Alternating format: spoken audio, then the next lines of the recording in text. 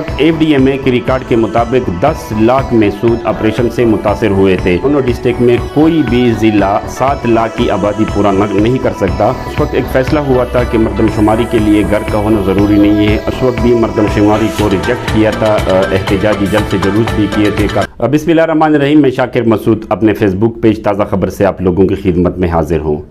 नाज़रीन, जिस तरह आपको मालूम है कि सुबह मैंने सोशल मीडिया अपने अकाउंट से जो व्लॉग शेयर किया था, उसमें मेरे 2 टॉपिक है। पहला टॉपिक ये है कि आने वाली मरदमशुमारी में अपर वज़ीरिस्तान या डिस्ट्रिक्ट वज़ीरिस्तान की पोजीशन बताऊंगा, और सेकंड ये है कि additional chief secretary Khyber Pakhtunkhwa Shahab Ali Shah के तबादले के बाद Khyber Pakhtunkhwa specially merger district जो है, वहाँ की माली हालात, वहाँ के इदारे और वहाँ के इदारे से ताल्लुक़ रखने वाले लोग, ठेकेदार बरादरी या दीगर जो लोग हैं, वो परेशान क्यों है। तो सबसे पहले मैं अपनी जनूबी वज़ीरिस्तान की मरदमशुमारी के हवाले से आपको बताऊंगा। जिस तरह पूरे मुल्क में 2017 में मरदमशुमारी हुई थी, उस वक्त जब मरदमशुमारी हो रही थी तो जनूबी वज़ीरिस्तान अपर वज़ीरिस्तान डिस्ट्रिक्ट में सूद जो है, वहाँ के लोगों ने उस वक्त भी मरदमशुमारी को रिजेक्ट किया था, एहतजाजी जल्द से जुलूस भी किए थे, काफ़ी जरगे भी किए थे। उस वक्त भी लोगों का ये मुतालबा था कि ऑपरेशन राह निजात की वजह से महसूद कौम मुल्क के कोने कोने में आबाद है, जिसकी वजह से वो उस वक्त की जो मरदमशुमारी थी उसमें उसी तरह हिस्सा नहीं ले सकते। उस वक्त सेनेटर सालिक शाह साहब थे और उनके जमालुद्दीन एमएनए भी थे। उन्होंने और दीगर कौमी मशरा ने भी हुकूमत से मुज़ाकरात किए। उस वक्त एक फ़ैसला हुआ था कि मरदमशुमारी के लिए घर का होना ज़रूरी नहीं है। अगर किसी घर का एक निशान भी बचा हुआ है तो उसके ऊपर भी मरदमशुमारी या वो जो है उसको मतलब हाईलाइट करेंगे, उसको फिगर बनाएंगे ताकि मरदमशुमारी सही तरीके से हो सके। जो भी हुआ, जैसे भी हुआ, मरदमशुमारी हो गई। उसमें लोगों ने हिस्सा लिया, कुछ लोगों ने उसमें हिस्सा नहीं लिया, लेकिन अक्सरियत जो लोग थे वो मरदमशुमारी से महरूम हो गए। 2017 में जो मरदमशुमारी हुई थी, मैं आपको बताता चलो, इलेक्शन कमीशन ऑफ पाकिस्तान या मरदमशुमारी का जो दफ्तर है, उनकी तरफ से जो इंफॉर्मेशन मिली है, उस वक्त टोटल जो फिगर आया था अपर वज़ीरिस्तान और लोअर का, वो 6,74,000 समथिंग था।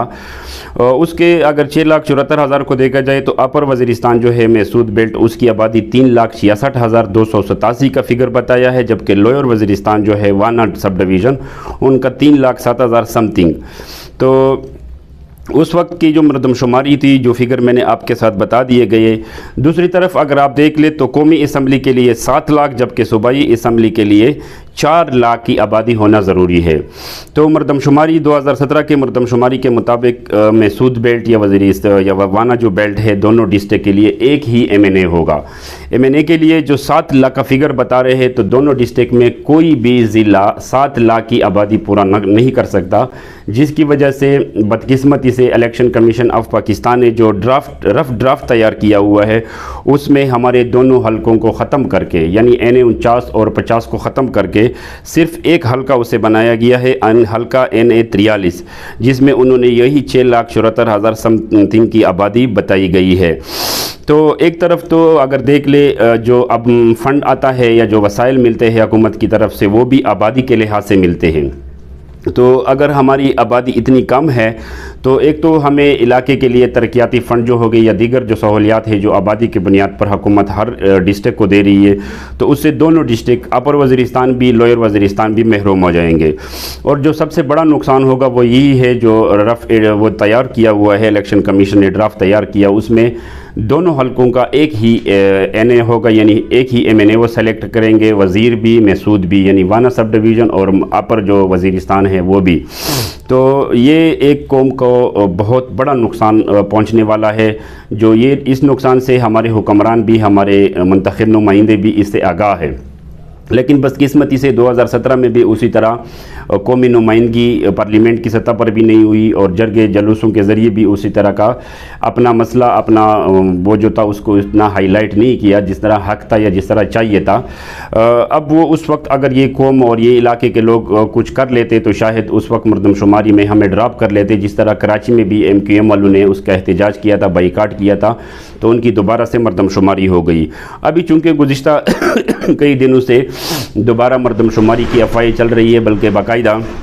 उसके लिए तैयारियां भी शुरू है। तो महसूद अपर वज़ीरिस्तान का जो हल्का है, अपर वज़ीरिस्तान डिस्ट्रिक्ट जो है, उन लोगों का ये कहना है कि पहले भी हमने मरदमशुमारी से बाइकाट किया था, ऑपरेशन रह निजात की वजह से हम दर बदर थे, लेकिन उस वक्त भी हुकूमत ने हमारी नहीं सुनी, हमारी नहीं मानी। अभी भी हम हुकूमत से दरख्वास्त करते हैं कि अगर दोबारा मरदमशुमारी होनी है तो हमें पिछले मरदमशुमारी में हमारे जो तहफ़्फ़ुज़ात थे उनको भी दूर किया जाए और नए तरीके से एक ऐसा शेड्यूल बनाया जाए, एक ऐसा तरीक़ाकार वाज़ेह किया जाए कि उससे जितने भी महसूद कौम है या अपर डिस्ट्रिक्ट है वो हर घर की सही तरीके से मरदमशुमारी हो सके। उसकी लोग तकलीफ़ में क्यों है, परेशान क्यों है? वजह यह है कि जब ऑपरेशन रह निजात का ऑपरेशन शुरू हुआ तो उस वक्त FDMA के रिकॉर्ड के मुताबिक 10 लाख महसूद ऑपरेशन से मुतासर हुए थे, जिनका बाकायदा नादरा और FDMA के पास रिकॉर्ड भी मौजूद है। तो इतना बड़ा तजाद है कि एक तरफ अपर वज़ीरिस्तान का जो आज से 3-4 साल पहले जो डेटा आया था FDMA के पास, तो वो 10 लाख के करीब लोग उन्होंने बताए थे कि वो अफेक्टेड हुए ऑपरेशन से, नहीं उनकी रजिस्ट्रेशन हुई है। दूसरी तरफ यही मरदमशुमारी जब हुई तो मरदमशुमारी में हमें टोटल 3-3.5 लाख का फिगर दिया गया है। तो इलाके के लोगों का भी यही मुतालबा है, यही डिमांड है हुकूमत से और इलेक्शन कमीशन से भी और मरदमशुमारी के आला हुकाम से भी